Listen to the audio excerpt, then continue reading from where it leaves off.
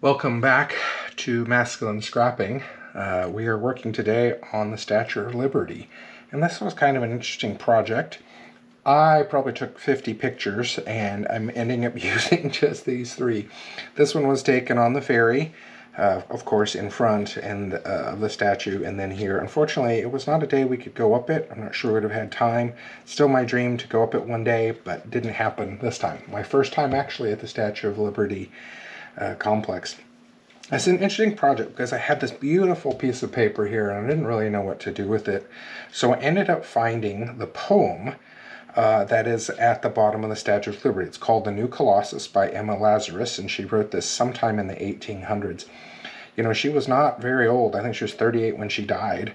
But this is the poem that is there. And then, of course, the famous line, "Your huddled masses yearning to breathe free." And I just thought this was really appropriate at this time frame when we're sorting through who is American, and really emphasizes that we shouldn't be discriminating against people and we should be really coming together. And so I love this poem. So had my Cricut maker write out the poem, put it into Cricut Design Space, and then had it written out. So really, I've got nothing on this page that's from the trip. It's all over here, but I just love the way that it's looking. This I purchased from Etsy.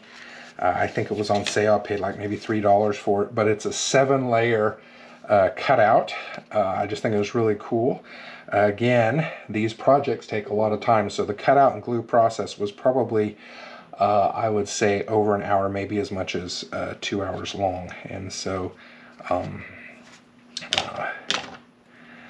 they just take a lot of time, but I really like the way that they look, and I'm going to use that here on the border. I'm not going to do any border around just because I want to focus on the Statue of Liberty, but also I think if we did a border, it would take away from this. I want this to serve as the border. So picked yellow and orange backgrounds for this side of the page to match the colors on the page that's going to be on the left. And I think that has turned out well.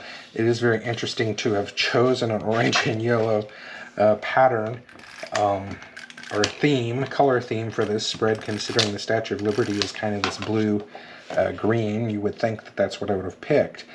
But I'm realizing that having this orange and yellow really helps the Statue of Liberty to stand out, and so that's pretty cool to see. That probably has something to do with color theory, of which I know nothing about, but probably should learn.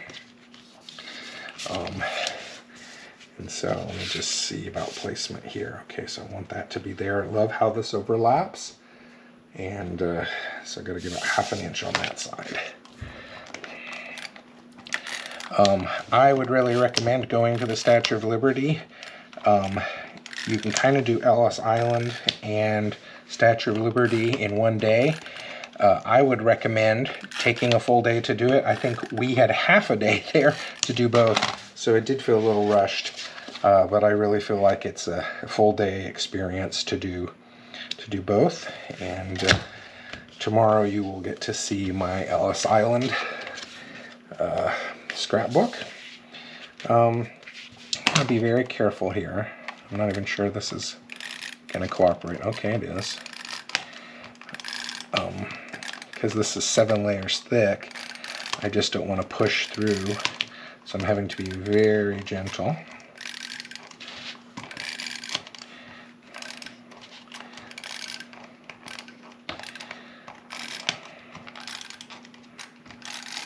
There we go. And we'll get this in here. Again, it's pretty thick, but I've had thicker items in my scrapbook before, and just really love the way that looks. So there we go, Statue of Liberty. Got to go on the grounds. I've actually only seen it once before, and that was from a cruise ship many years ago. So it was really cool to get up and close and personal. Thank you again for watching. We love having you here, and we'd love to see your projects. Take care.